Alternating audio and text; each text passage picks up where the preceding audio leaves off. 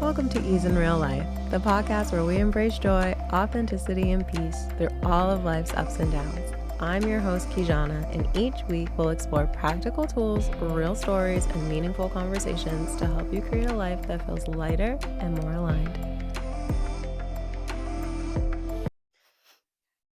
Hi, everyone. Welcome back to another episode of Ease in Real Life. Thank you so much for joining me. I am so honored and excited today to be joined by Neika Christalin. Neika is a doula, a public health advocate, and she's many things actually. But her work really is at this beautiful and incredible intersection of advocacy and birth work and legacy and community healing and health, which are really the pillars of public health. And Neika holds a master's degree in public health as well. Um, Her work supports women at the most transformative times of their lives. And she does it in a way that is grounding, that is reverent, and that is also informed by ancestral wisdom. And so I'm super excited to have this conversation today, which I hope will really embody all of those things. And it will also get into the idea of claiming ease, reclaiming ease, and what are some of the most difficult and defining seasons of our lives. So, welcome, Neika. Thank you. Thank you for having me. I'm so excited to have this conversation. Thank you for being here. Neika and I were introduced through a friend of mine, Ramika, who everyone on the podcast will know. Shout out to Ramika. Shout out to Ramika. What's she up to? Okay. I'm really excited to have this conversation. So I don't think I told you this, but I also have a master's degree in public health. Oh, Hey. And right, my master's degrees. But I think what's so interesting about public health, whether people realize it or not, is like you could not receive a degree in public health without taking classes and studying reproductive health and motherhood health and birth work. Mm-hmm. It's such an important part of community health and community healing, the health of our mothers and the health of our babies. And I know for me, we were just having this conversation about wellness, and I got into public health really right out of college. I went and did my master's degree pretty much right out of college, but it really was at the same time that I was getting into yoga and I was really getting on a healing journey. And a lot of my studies focused on food.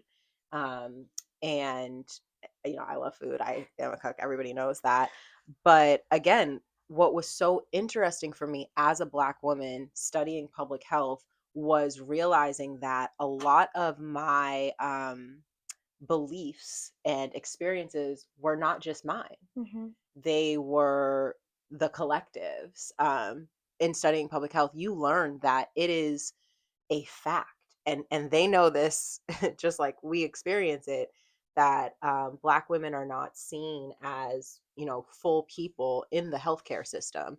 They're not believed, they're not trusted, and that therefore goes the other way to where they cannot trust their healthcare system. Yeah. So it's a really interesting experience to even study public health as a Black woman. Girl, it is interesting. That's not even the word to like describe it. It's just so.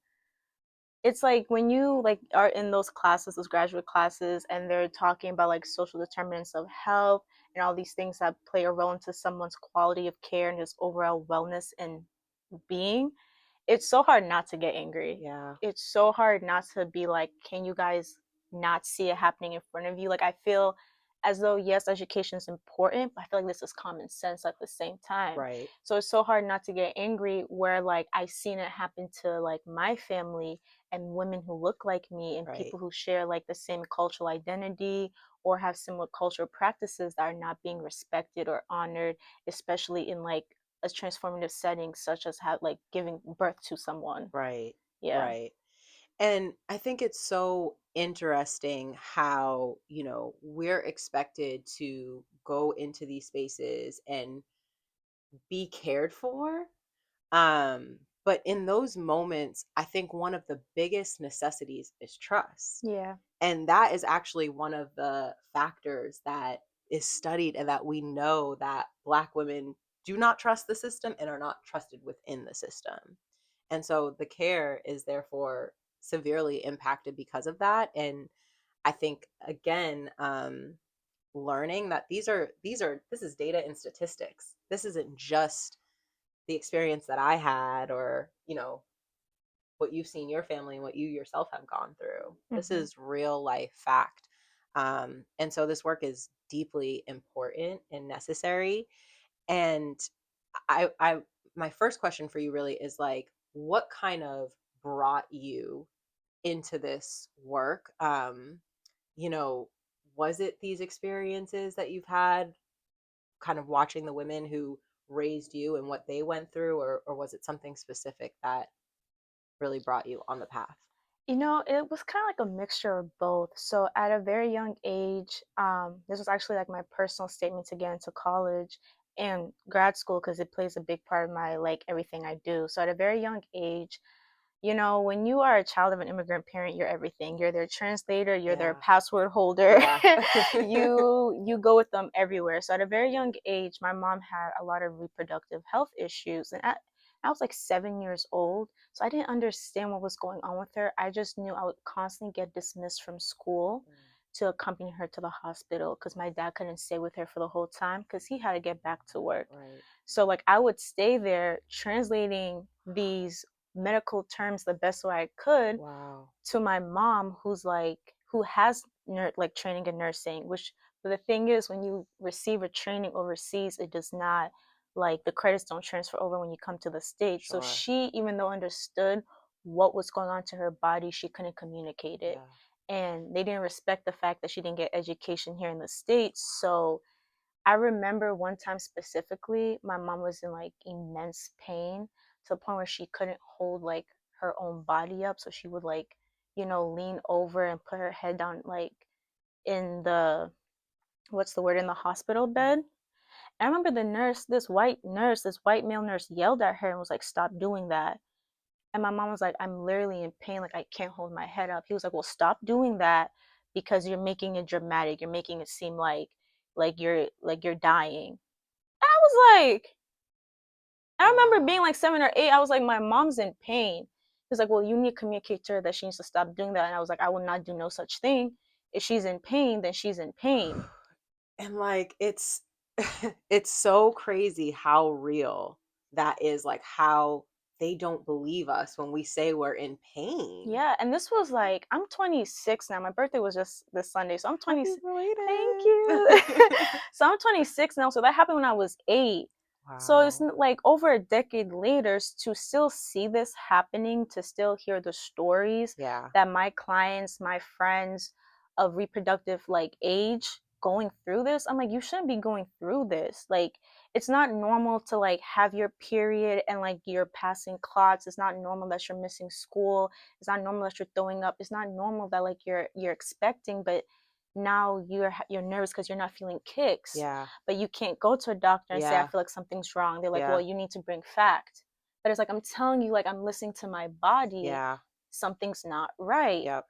So to answer your question, it's both like my experience because I struggled with reproductive health as well. Seeing my mom struggle with that as well, I was like, something needs to change. Like, I just am tired of like hearing the same story over and over again that Black and brown women are going to these spaces and they're not leaving the same way that they came in. Yeah. And I think what really was like a changing point when I realized like, okay, this is something like I need to pursue. I was I was crazy because I was like in ninth grade, and the book Wow. that was recommended to me by my biology teacher was The Immortal Life of Henrietta Lacks. And I remember reading this book and I was like 14. I was dumbfounded by like this woman had her cervical cancers removed, or her cervical cells removed, excuse me, and she never got compensation. They never informed her family. They never explained to them what was going on. Till this day, they still don't have health insurance, like proper health insurance. And these cells, like, were pivotal in like developing like vaccinations, Yeah. the first medication to like combat AIDS and HIV, and she didn't get anything for I it. know. And barely gets recognized for it. not a name that we know or really hear, Yeah. which is crazy. It's so crazy. And I remember like when I was finished reading the book, I was talking to my brother, and because he's trained as like a scientist, he's an engineer and all these things. So he was like, can you still buy those cells? Because that happened like years ago. Right. You literally can Google her cells and buy her cells for like $200 a vial. That is so And that's crazy. when I was just like, no, I can't be part of the system. Like, and Yeah. at that time I was like, I really want to be a doctor. And I know we'll get into it more, but I was like, now I'm like, I can't be a doctor because this system doesn't respect people who look like me. It doesn't Yeah. respect the women who came before me. Sorry. You're fine. So I was just, yeah. And after that, I was like, no, I think I've always been an advocate at a very young age, Yeah. like literally advocating for my mom, because translators weren't like as a respected profession back then. They Right. didn't have that many languages available, which was still crazy to me because I feel like You gotta Boston. decide. It's not gonna be here. No, you're fine. And I feel like Boston has such a high Caribbean population that why wouldn't you offer more language services? Absolutely, absolutely. I think I told you before that Grits really wants to be like he wants to be an actor on the podcast. He's He probably smelling the Cheez-Its and I that had in too, my bag. because don't even tell him. Keep that on a whisper, okay? But Grits, I'm really gonna need you to behave. This is a serious conversation. So first of all, thank you for sharing that, all that information too, like about your mom and that very, very, very real kind of experience and what you were steeped in, like to know that you've been thinking about this from such a young age. It only feels like even more aligned and right because I know that a lot of the work that you do, you really tap into kind of your ancestral legacy and knowing and understanding to inform your work and inform that practice. Can you speak a little bit to how you kind of draw from that ancestral history and the magic of what they know and do? Yeah, no, absolutely. So I'm like very grateful of my culture because I think like most Afro-Caribbean cultures, like it's a beautiful blend of Christianity and spirituality. So I generally Mm. feel like this was a calling for me. Um, and it's funny because my aunt actually, when originally in Haiti, she was like a community doula. I mean, they call it something else in Haiti, but Mm-hmm. she was a birth attendant. And so I generally feel like when I'm in that room, I feel like it sounds so corny for some people, but I generally feel like the power of my ancestors Mm. because this is like I don't think people understand like life is being made here. Mm-hmm. Like life Mm. is becoming earthside. And this is a like I know people like to objectify women's body, but this is a powerful thing. Yeah. Like I have a life portal between my legs. You cannot Period. talk to me any Yes. type of way. Oh my, You it's wouldn't. It's amazing. It's amazing what a incredible. woman's body can do. Yeah. And in terms of like ancestral like healing and using that in my practice, I think that really came from tapping into wellness and Mm. understanding my own ancestry, and then being able to hold space for other people's. Mm. And I think that also came with understanding trauma and how trauma is generational. Mm. And it's so hard to be able to bring life earthside when you're holding on to like generational trauma from your Yes. ancestors. Right. So I think something for me that helped was I started asking the questions. I started asking my mom all the questions I had that I didn't get a chance to as a child. Mm. I started speaking to my aunt. I started speaking to like my sister. I started speaking to like other women who are in the space or reproductive age. Because something I remember reading, and it's this book called It Didn't Start With You by Mm. Mark Wallen. Mm-hmm. And it's so interesting. 10 out of 10. Everyone needs to read Yes. this. Yeah. Everyone needs to read it. And his book looks at it from the perspective of Holocaust survivors or people who have family that survived the Holocaust. And it's like he was looking at this young woman and she was like scared of fire. Mm. But she can understand why. Like she's just scared of fire. She suffered with suicide ideation and she was like, I'm just gonna burn. Mm. And he was like, why? Like, you never had that Mm-hmm. experience before. And he started asking her these questions. It's because her great grandmother survived the gas chambers. So it was even her trauma she was holding on to was her great grandmother's. And like now that she's holding this space, having these conversations with herself as if her grandmother is still here, she's able to now like continue on with her life. Mm-hmm. And I think people don't understand, like when you hold a lot of trauma, that's Yeah. stress, that's Yeah. cortisol, and it Yeah. breaks down your body. Yeah. So I think for me, incorporating that is asking those questions, speaking to the family members I still have with me today, doing my own research, not just my family's, but like my culture as well. Because I don't think I mentioned it before, but like my family is from Haiti. And so, and that island is so beautiful. It has a lot of spiritual meaning. It has a Yeah. lot, like most of the Caribbean. So I feel like I need to be able to understand that history to understand Yeah. how it affected my mom and Yeah. me and how I'm going to show up for my clients as Well, well. absolutely, right? Because, like, we, to your point, are holding in our bodies stress from our grandmas and great grandmas and their grandmas and great grandmas. And if we don't understand what that stress is or Mm. where it comes from, how are we ever going to heal it? And we know, we talk about this on this podcast a lot, that trauma sits in the body. It just sits there, it sits in your fascia until you decide to do something about it. And so their trauma is sitting there too. And not really having a belief or a grasp on that is almost sad, Yeah. you know? It's so sad, and I think who child, I think the first time I really seen it come to play, it was like one of my first doula clients, and um who child, she was one of the more difficult clients I've had. And I'm not saying in the sense of like, you'll just personality wise, things like that. That happens no Yeah. matter where you Yeah, yeah, go. sure. And I remember she just was not receptive to the care she was not receptive to the fact that someone could care this much Mm, and like hold space for her this much. mm-hmm, And she just was not. And at the time I was like, I don't know if I'm really being helpful here, like I don't know if I'm doing anything for her. mm-hmm, And mm-hmm. then it came time for her birth, and I remember her saying thank you. And I was like, are you sure? Because our personalities was clashing. Like, I don't know. Yeah. She was like, no, like I just never had someone care that much for Mm-hmm. me.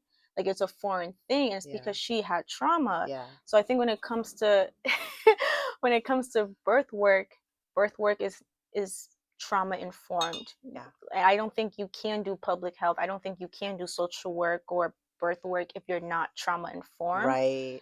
and culturally competent. Not culturally aware, Yeah. but culturally competent. Yeah. And I think that's also like there's a distinguishing like between the two. Being aware is like you have an understanding Yeah. and you know this exists. Yeah. But being competent is applying the understanding and that theory and questioning the systems that are currently making it impossible for these practices to be honored. Right. The most important piece I think of what you said is questioning the systems and Mm-hmm. not questioning the individual. I think that's what where cultural competence can really come in, especially in medical spaces. But yes, I mean, so much of what you just said is so important. And I think that piece about trauma and being trauma informed, I will absolutely say too, it's so interesting. Like, public health didn't click for me until I did a trauma informed care workshop. Mm.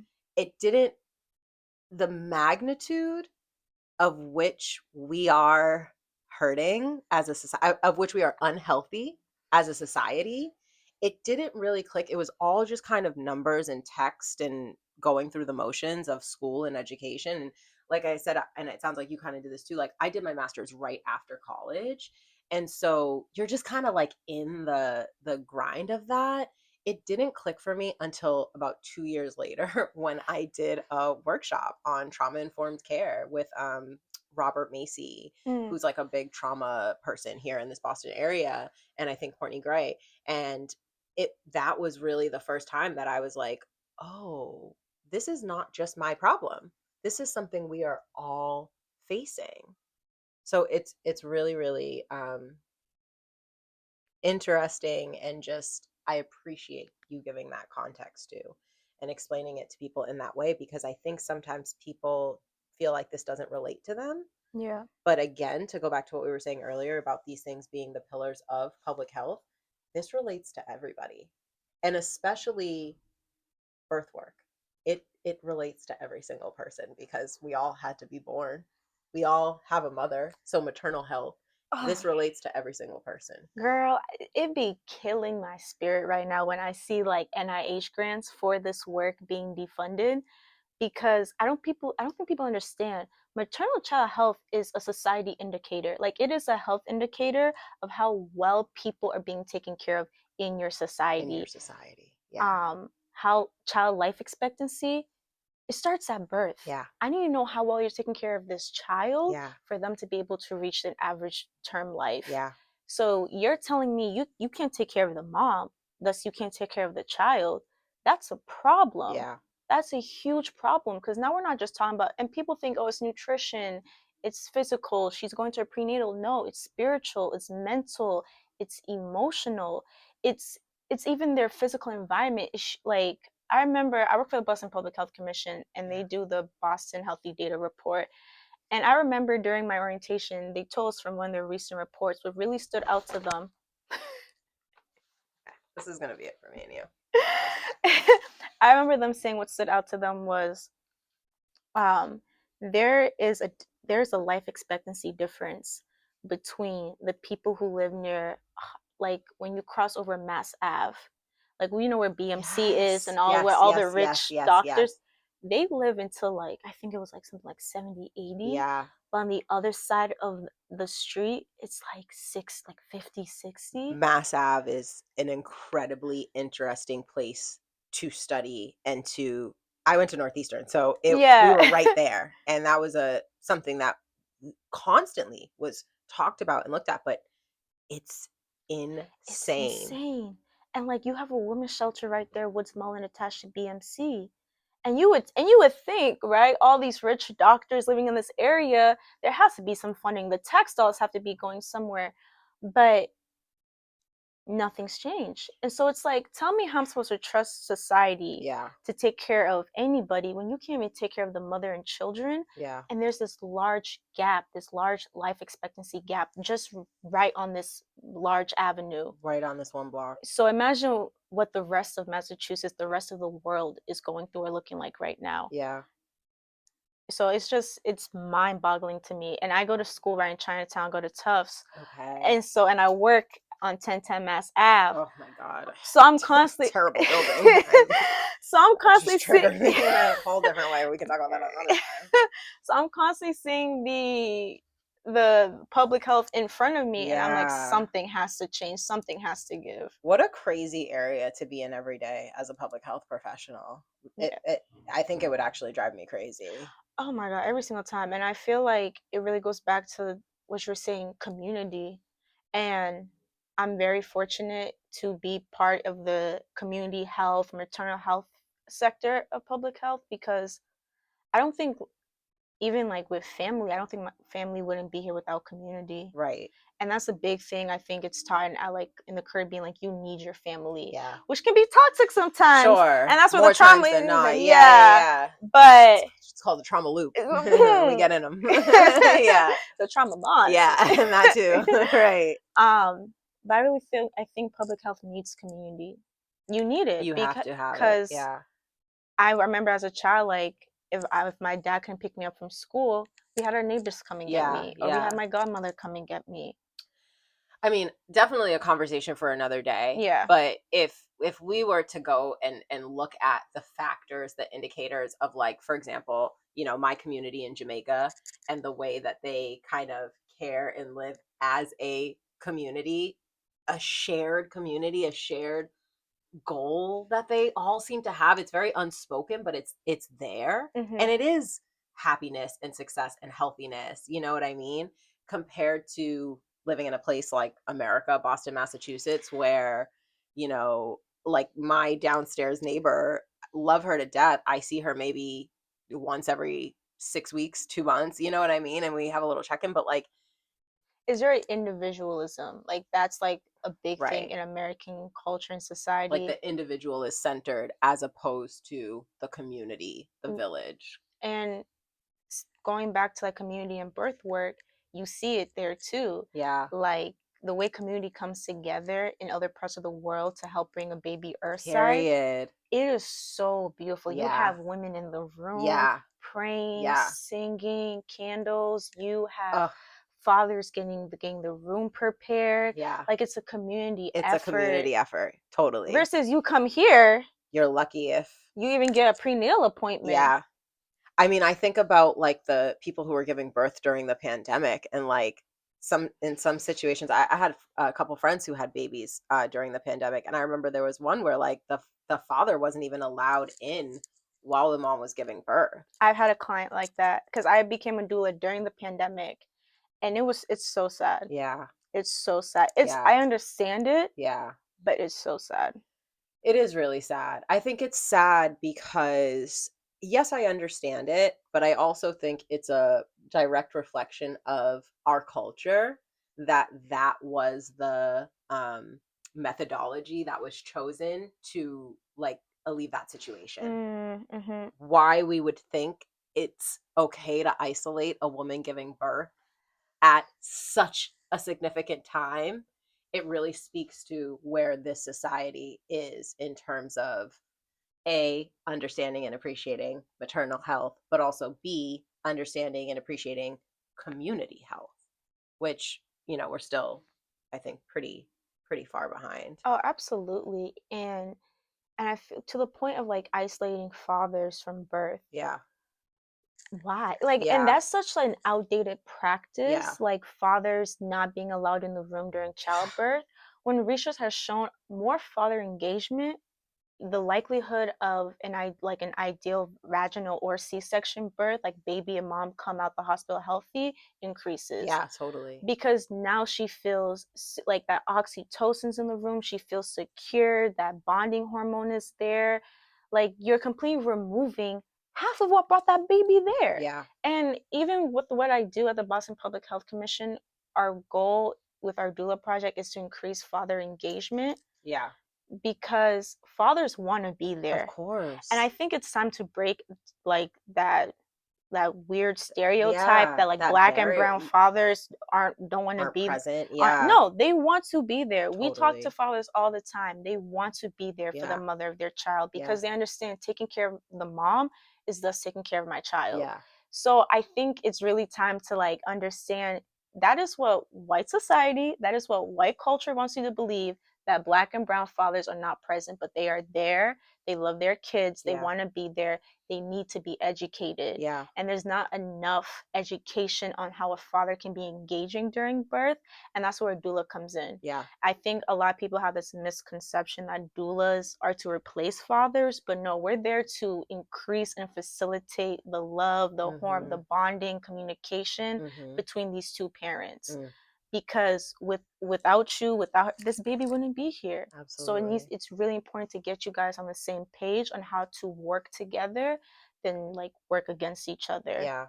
And ooh, Lord, and that goes back to all like to enslavement, Yeah. honestly. Yeah. And that's the part that's so sad about like birth, like recognizing the patterns of that Mhm. and how it still plays out when you're supporting someone. Like what was the norm during enslavement and Yeah. how it's become modernized. Yeah. Like even with breastfeeding, like black women don't breastfeed as much, and that goes back to wet nursing during enslavement. Yeah. And it's so mind-boggling to me because it's like why are we offering black women formula but we're not offering white women formula? Mm. Why are more and the thing is the World Health Organization did research on this. Hospitals that are more in urban areas Mhm. will have more formula feeding ads. They'll have less IBCLCs, which is an international um, lactation birth consultant Mhm. who's a registered nurse. They'll have less access to like donor milk, which is Mm. something that Wow. people don't know. Like breast milk can be donated, Yeah. and and if that hospital says they're a breastfeeding friendly hospital, Yep. they need to have donor milk in the Absolutely. fridge. Yeah. So a lot of people don't know to ask that, and that's why you have a doula. Yeah. Because a doula will know to be like, you should ask them, hey, can I have some donor milk? Especially if you just had a C-section and you don't feel You're comfortable not. Yeah, holding your yeah, yeah. baby to Yeah. breastfeed them. Yeah. So those are like just some of the things where where I've seen like that whole like lack of father engagement and like lack of breastfeeding, like all the way from enslavement, still transpire even now in modern birth work. Wow. To think that hundreds of years later, we're still kind of upholding such unfortunate and damaging practices is really sad. And I mean, another conversation for another day about how things from that period have Yeah. carried forward in a way that is, I think, counterproductive to what we want to achieve as Black people. Um, it's really, it just goes to show how invasive those things were, Mm-hmm. um, and that they succeeded in what they had hoped to do in those times, and they are still in a way. Um, but okay, like there's so many I know different you can go into so many so many directions different about ways. this. Yeah. Yeah. Yeah. I mean, because like this month is all about motherhood, and you know, the different kind of layers of that, and the different meanings behind that. But the work that you do, which I think is so interesting, is like, you know, in becoming a doula, and I want to talk about kind of your process and Mm-hmm. practice of how you got there too, but especially speaking to the lessons that you learned from your mom and the women that raised you, and bringing them forward into that work. How do you kind of, how do you do it? What are your, you know, go-to ways, or what are the ways that you touch back and like bring it forward? But also, what what is the impact? Mm-hmm. What do you see as the impact in real time? Yeah. So, ooh, my mom has taught me a lot. God bless that woman. So some things that she's taught me, even like as a young lady going through like any transitional point of your life, especially with reproductive health, she's big on like no cold, like no cold, anything, no cold drinks, Mm. no cold compress, nothing like that. And I integrate that into my practice because, and I think this is also a practice in Chinese medicine as well. Oh, okay. I was good. I'm Jamaican, and my dad is like that, or was like that too. Yeah, nothing Yes, cold. nothing cold. Like you don't put your feet on the floor bare. You have some type of like Absolutely. socks on, slippers. If you're having cramps, hot compress. If you're not feeling well, warm tea. Um, because, well, one, the biology of it is the uterus is a muscle. Mm-hmm. The muscles contracting. When muscles contract and they cramp, it's because they're not getting enough heat, they're not getting enough hydration. Mm-hmm. So you want to give them a cold compress. Like if you're Mm-hmm. having a calf cramp, I'm not gonna give you a cold compress. I'm gonna Right. give you something warm Hot. to Right. relax the Right. muscle. Right. Right. So that's the same thing with birth. Mm-hmm. And also the spiritual sense of that is you're replenishing what was lost. Your body's now cold. There's an imbalance of like your spiritual connection in your body because you lost all this blood. Now your chi is off, your chakras are off. You need to put something warm, something soothing, something Mm. loving. So it could be ginger tea or lavender or chamomile, something that's going to calm your body down Mm. and to give it time to rest and reset. Another thing my mom has taught me is a lot of herbs, and I know this is like controversial, but I consider myself a novice herbalist Mm-hmm. because you know that. I know. Oh Same, but like, yeah, yeah. yeah. Compared to like what our ancestors know, Yeah. like Yeah. yeah. Totally. So in my practice, I always encourage them to like have a ginger chew, something simple, Mm-hmm. because you always have to be mindful, like if they are a medication and you don't want to like butt heads with the Interact care with it. team. Yeah, Yeah. you don't want to interact with the medication. You Yeah. don't want to butt heads with their care team if they Mm-hmm. don't have awareness or a competency when it comes to this stuff, with, Mm-hmm. like their culture. So I'll give them recommendations, something simple like ginger, lavender, chamomile, um, And it's so nice because like I have my aunt who's a birth attendant. She'll tell me some things to recommend as well. Like if they having a hard time sleeping, magnesium oil, Mm. having their like the father of the Mm. child come in, rub some magnesium oil, massage where the discomfort is. Mm-hmm. Because even in that, it's you're relaxing the muscle because Mm-hmm. magnesium is a natural relaxant, Mm-hmm. but you're also increasing the bonding hormone, the Mm-hmm. oxytocin. Yeah. The father's there, he's engaged. You know. I think I read something once that like women are more likely to miscarry if the father is not present Mm-hmm. during the pregnancy. Mm-hmm. Yeah. Because you have to think about like it's a very spiritual thing. People think, oh, it's just physical. No, I need my mind to be right. I need my Yeah. emotions to be okay. Because when you have increased cortisol, like we talked about earlier, that is Yeah. stress on your body. Right. If a pregnant woman is stressed, Yeah. that is you're not stressing out the child. Yeah. And research has shown a woman who had a stressful pregnancy, that baby's also more likely to come out with ulcers Oh or like wow. their thumb sucked raw because the Wow. mom was so stressed during pregnancy Yep. that it affected baby. Wow.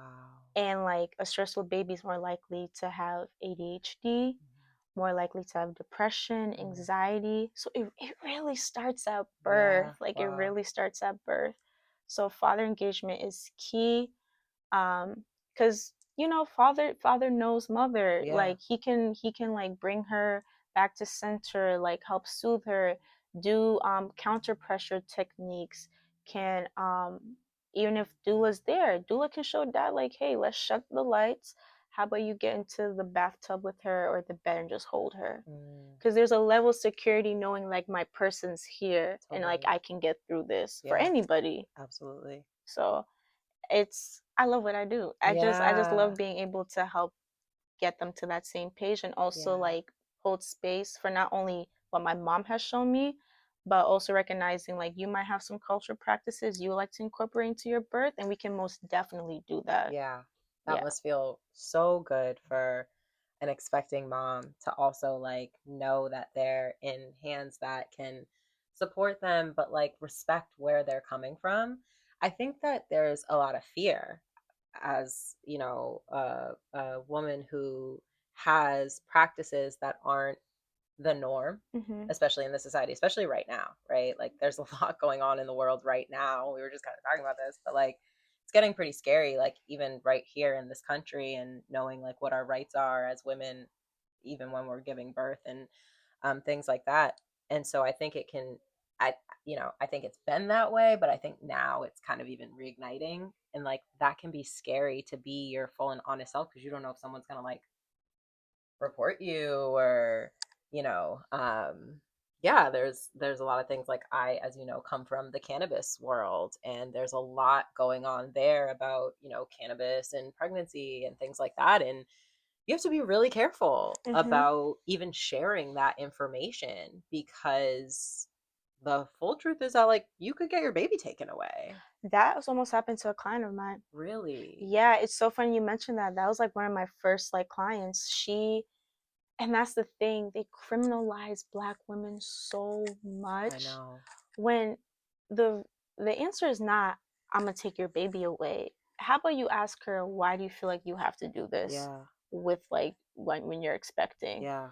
And I remember that physician was so like he had like this very reprimand, like he would always reprimand her, very authoritative. If you don't stop, I will have social work there after you give birth.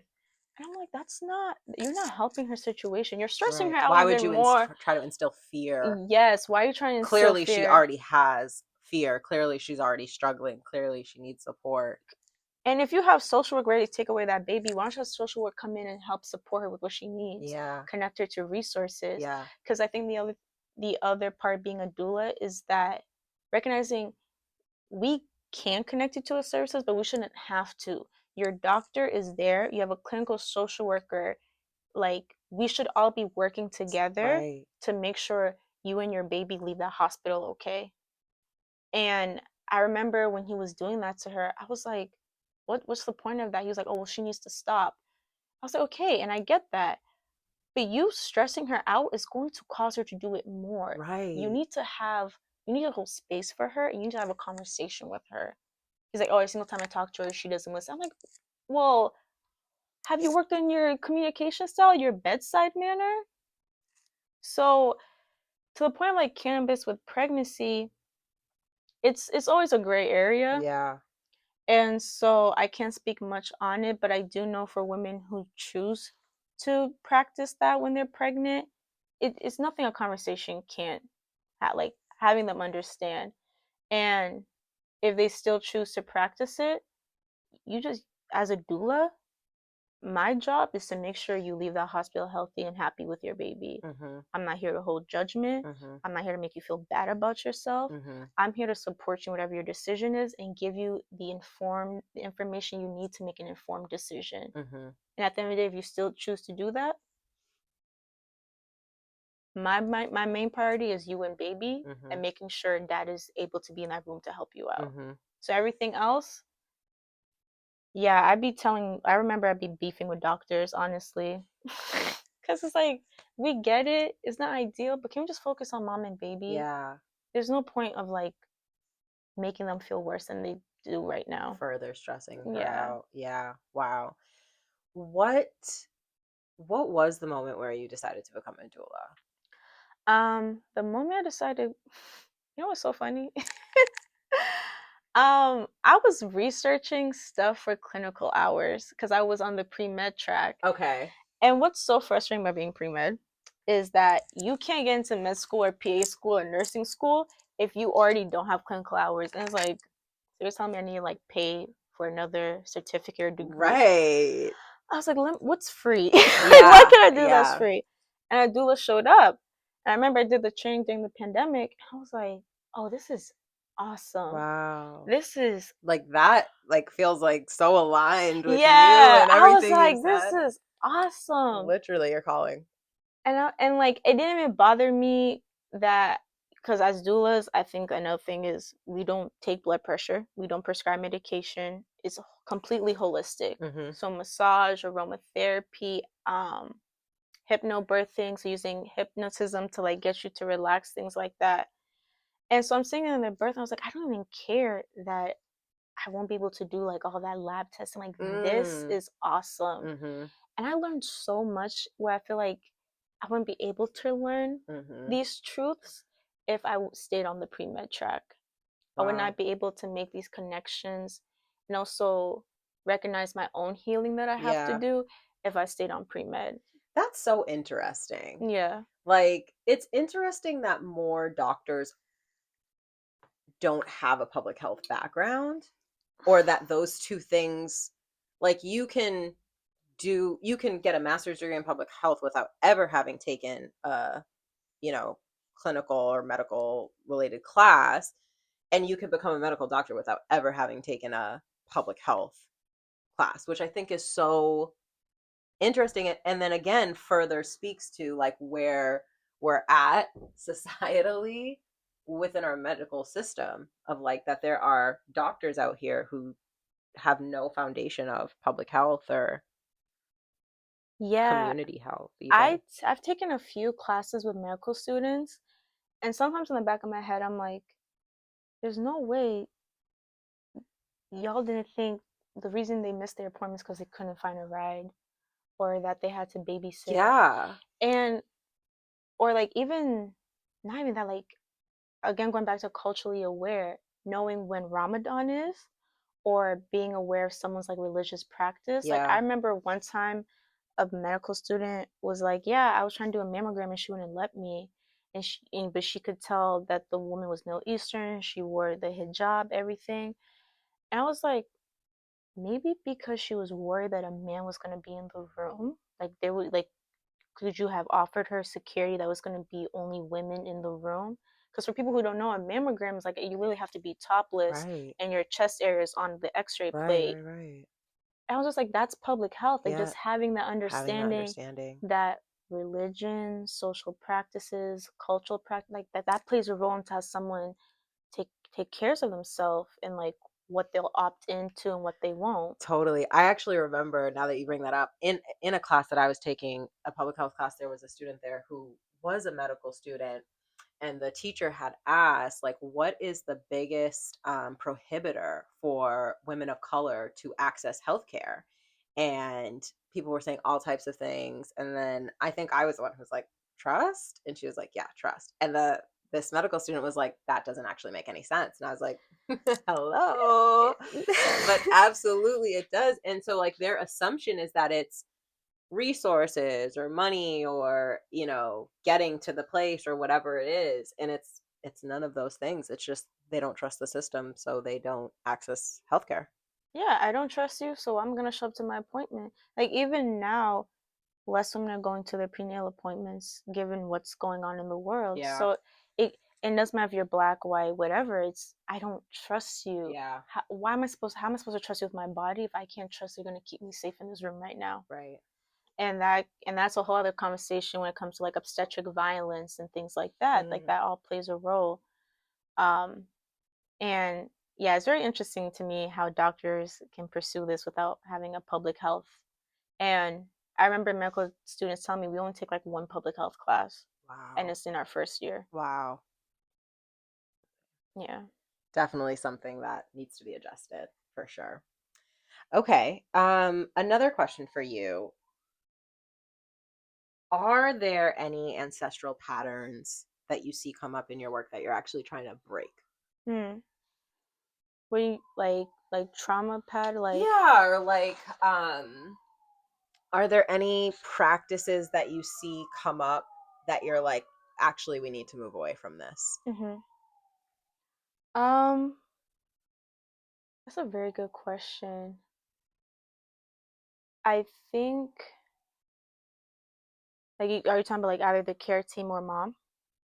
Yep. Okay, so care team, like if it's like a clinical care team, a big one is touching her without her permission. Mm, Um, don't do that. yeah. I don't care if you're touching her shoulder. You're letting her know, hey, I'm about to touch you. I just want to make sure that's okay. Because you don't know what that young lady has been through. Yeah. Wow. Um, in terms of like my clients, um, and this one is hard, but assuming that you're not safe, that Mm, they're here, that they're not there to take care of you and yeah. baby. They're here to make a profit. And that's so hard Yeah. because like black women's bodies have Yeah. always been seen that way. Yeah. And so, and again, going back to what you're saying, you're holding trauma. You're Right. recognizing, or you're not recognizing, excuse me, that you're feeling this way. It's not even because of your own, but because of what you've seen happen or the generational trauma that you hold. Yeah. So when it comes to like moms sometimes saying like, oh, they're just out to get me, I'm like, Mm-hmm. I understand why you're saying that, but we need to move away from that mindset and we have to reframe it. I see. Yeah. And that's not saying you have to stay there in that hospital room if you really do feel unsafe, but let's try to reframe our mindset, understand why we're feeling this way. Where are the feelings coming up? Mm-hmm. Are they our own? Or is it what society or our moms or our grandmothers are feeling right now? And we can always take a pause. That's why I Yeah. always tell moms, we can take a pause. This baby's gonna come earthside at some point when they want to. So Period. we can take a pause when you need to. Yeah. Yeah. Yeah. That is so interesting. And, you know, to your point, it's like you don't want to disregard someone's lived experience or ancestral experience. And but it is hard to hold space for both of those things in a moment like giving birth, Yeah. because more than anything you really want that experience to be surrounded by love and positivity and safety, and really hope that the person like doing that can know that they have that, Hmm. so that is definitely something that's really interesting. And like, yeah, I know that like my own experience in the healthcare system, and I certainly have, many friends who have had some really tough experiences, and it's just really heartbreaking more than anything, I think, to realize that, yeah, like so much of our humanity is questioned in those spaces. And so what are some of the things you do to kind of protect your clients' humanity? Oh, I love this question. So when it comes to that, And whew, you already said a few, but yeah, no, but there's two distinct clients that came to mind because the scenario was very like, again, I mean, that's the thing, like as a doula, you're gonna grow like a different kind of bond with your client than they'll have with their doctor. So you'll learn things about them mm-hmm, that the doctor might never know, never be in their file. mm-hmm, So some things I do to protect their humanity is I would say, can we take a minute to make sure she understands that? Because so much information is being thrown at you. oh, yeah, I'm not a computer. I yeah, can't process it that quick. yeah, So I was like, can we take a minute so she can make sure she understands that she can ask her questions because she has the right to ask those questions. Um, Sometimes I'll see doctors push for an intervention. mm, Um, Sometimes I'll see doctors say like, we're gonna do this, and I'm like, you didn't ask her if she wants to do that. You said you're going to do that. You mm, should ask her if she wants that. Because birth is invasive yeah, sometimes. yeah, Um, Another thing is sometimes moms don't think of this. I'm like, are there gonna be medical students in the room? oh, And they'd be like, yeah, this is a teaching hospital. And I'm yeah, like, well, you should ask her, does she want students, students in this sacred space? yeah, Because most of the time, from what I've seen, the answer is no. yeah. The answer is I definitely don't no. want more strangers. I want more, and I don't want to be a practice dummy. Yeah, And that's, and I'm saying that very loosely in the sense of like, it's different for Black women. yeah. It's very different. Well, it's different because we've been the practice dummy. We've been the practice. All of obstetric is built on the back of Black women. Right, C-section, how to right, fix a fistula. It was enslaved women. right. And so that feels particularly re-traumatizing in Exactly. those spaces. Yeah. So those are just some of the ways. And then I think the last thing is encouraging them to say no. Mm-hmm. And like I'll know some, and like the thing is, like I said, as a doula, you'll get to know your client a bit more and their mannerisms. So it'd be like, you can say no. And be like, yeah, I actually don't want to do that. I'm like, okay, so she said no. Good for you and good for them. I'm sure that like people that have been supported by you are so happy and feel so lucky. Now, what did inspire, because I didn't bring this up in the intro and I so meant to, but Neika is the founder of Crowning LLC. And what did inspire you to create your own practice? And what specifically did you really want to do differently?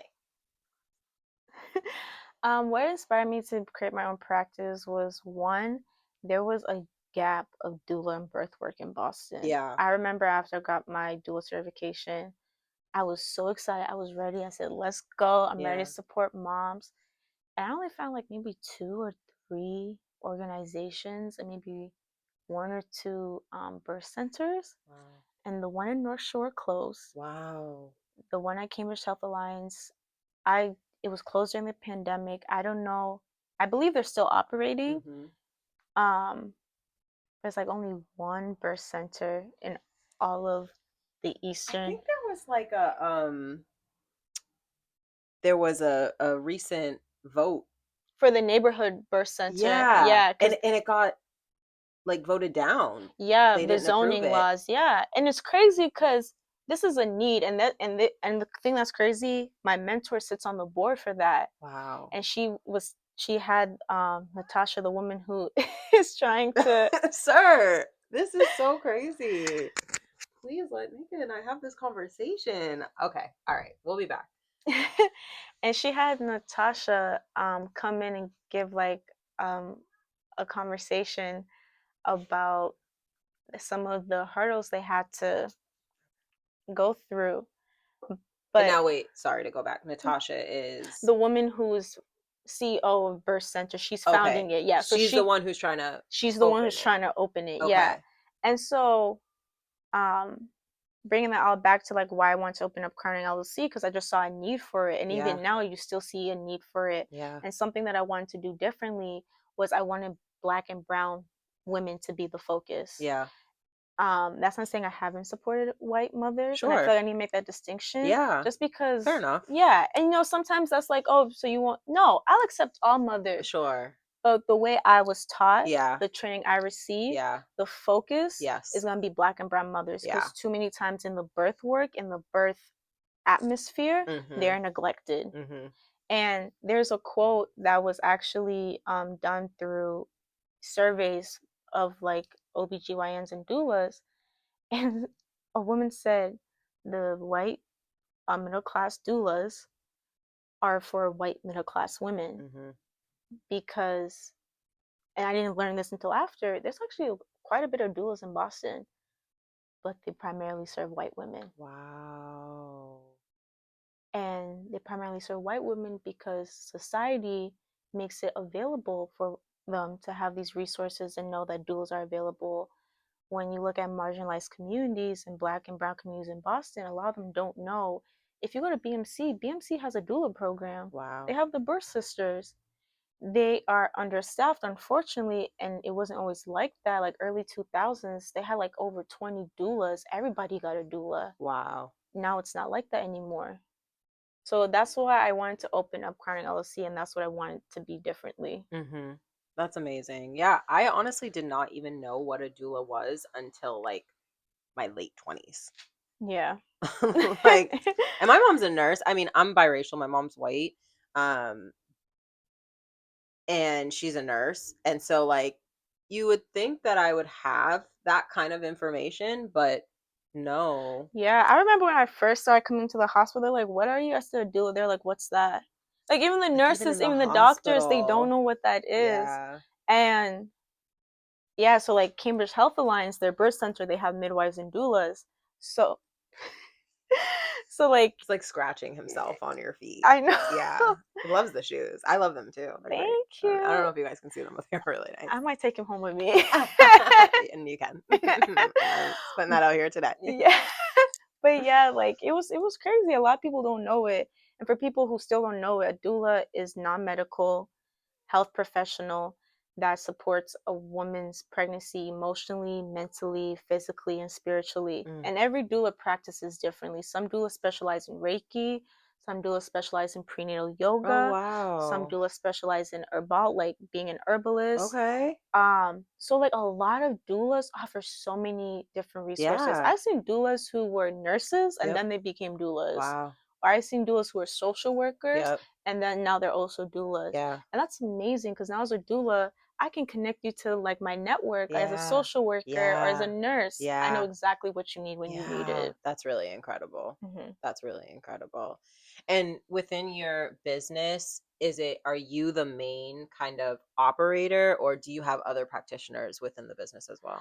As of now, it's just me. Hey, Hey, gotta start I gotta somewhere. start Yeah. somewhere. As of now, it's just me.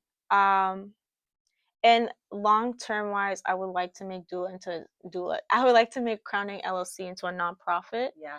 So not only do you get doula services, but you get community support, whether that is prenatal care or like gift cards for the groceries or Yeah. sitting down with like a nutrition counselor. Yeah, absolutely. Um, hell, even childcare. Yeah.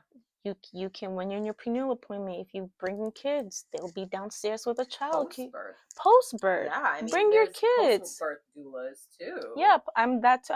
So I'm a full spectrum. So I do Okay. birth and postpartum. Love that. Yeah. Wow. So yeah, I mean that is so amazing and so important. I think there's support there and like given how, transformational but also scary Hmm. the experience of being pregnant and giving birth is and there's questions every step of the way even after. Oh, I, yeah, we can have a whole other Yeah. conversation about after, but it's definitely a big one. Yeah.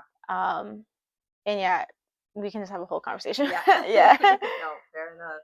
I think that it is so incredible that, you have like found this offering just because again, given your background and the way that you were raised and all the information, it's like this perfect kind of culmination and way that you get to express yourself and offer yourself.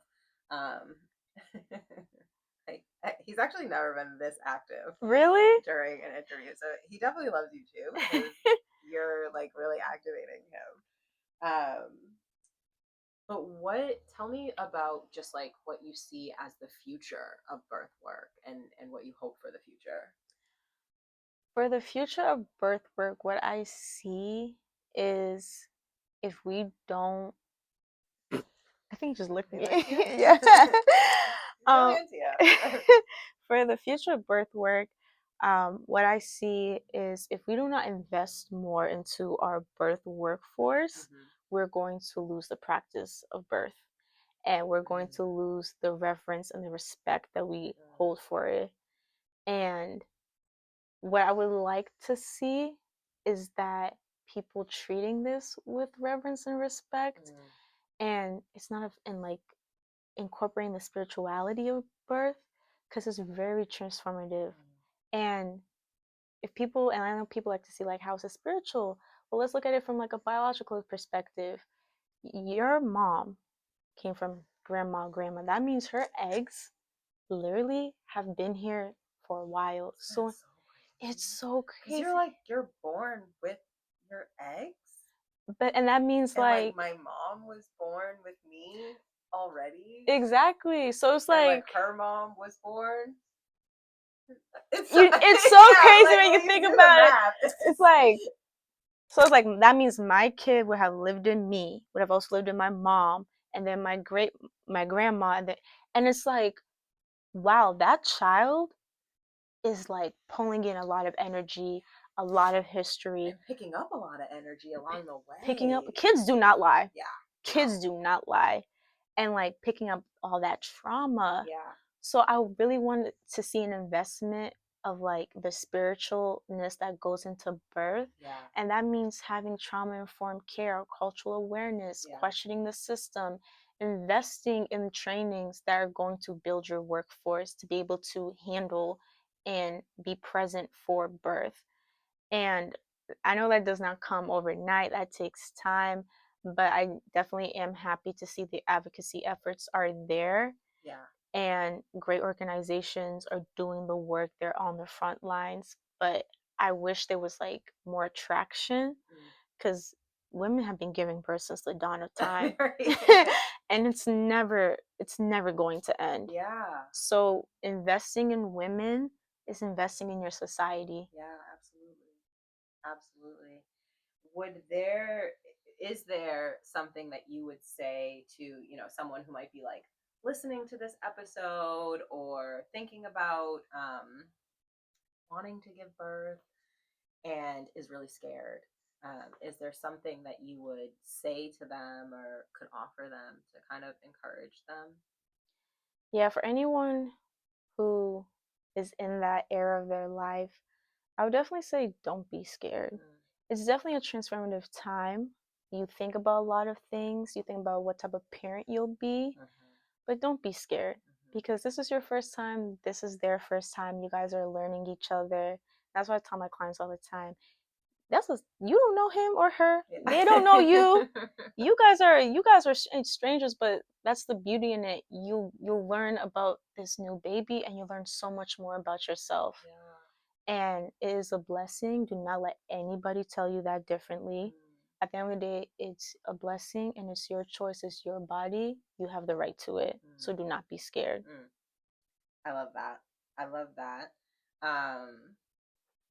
I feel like Grits really wanted to like show the world like he's my baby. Like he might have not been born from me, but like he really wants y'all to know like I'm his mom. And I get that, but you might be going home with someone new today, so think about it.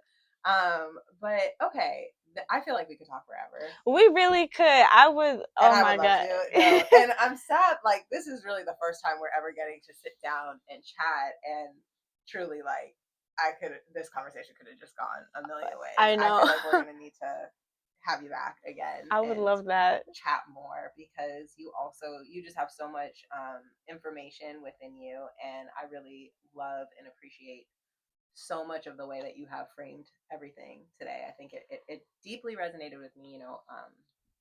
I'm obviously not a mom to a child, But I have gone through a miscarriage, which I've talked about on this podcast before. And just even that experience was, and I had, the information that I have, right? I have a master's degree in public health and all that, and I've certainly had many experiences in the hospital. But even going through that within the healthcare system, it just awakens so much of that in you, and you just see it all firsthand. All of these things that you kind of talk about in a classroom, but like really coming to life. And I know that that's something that you do really every day. You're so rooted in it. And so I know I really appreciate this conversation. I hope that the audience will too. I know that they will. I know that there's so much to receive from this. Before I let you go today, I will just ask you, as just like a final question, if there's anything that you have learned or are unlearning recently. Whew, you got good questions. Something that I'm unlearning is it me or is it my inner child? Something I realized with like being a doula is like you need to protect your energy and you show up as your authentic self. Yeah. And that made me question a lot of like my trauma as a child. Yeah. And it's forcing me to unlearn a lot of things. And that's so critical because when you step into that room, it's very hard not to take things personally. And it's very hard not to be triggered when you see like the hustle and bustle of like Western culture in that one room. So I think the biggest thing that I'm trying to unlearn is that there's so much. I think I'm trying to unlearn keeping my boundaries up but my heart open. Wow. So unlearning, yeah, it's hard. Sure is. It's really hard. Yeah. So like unlearning saying yes to everything and everyone. Yeah. Being a pushover. Yeah. Who has access to you? Who has access to me? Thinking that if I didn't get this opportunity, like it wasn't meant for me, reframing my mindset that like, no, this didn't happen for a reason. Yeah. That reason's not, I can't see it now, but I'll see it later. Yeah. And that really just all comes with boundaries and knowing yourself. So I'm unlearning to say yes to everything. Yep. And teaching myself to keep my boundaries up but my heart open. Yeah. I love that. I love that. And I know you said you're 26, so your Saturn return is upon you. You have a lot of big changes. And a lot of things will be released in the next few years that will support what you're trying to do there. Keeping the boundaries up, but the heart open and the heart soft. It's harder to do, especially when you look like this. But I know too that you have plenty of support that will also help carry you through that too. So okay. Yep. We're closing up. And it sounds like, did you have anything else you needed to add to the conversation, sir? Okay. This one really hit him different. All right. Well, you know what? On that note, I will just say thank you again. Thank you for having me. I really appreciate you and appreciate this conversation. And I can't wait to have you back. Yes, anytime.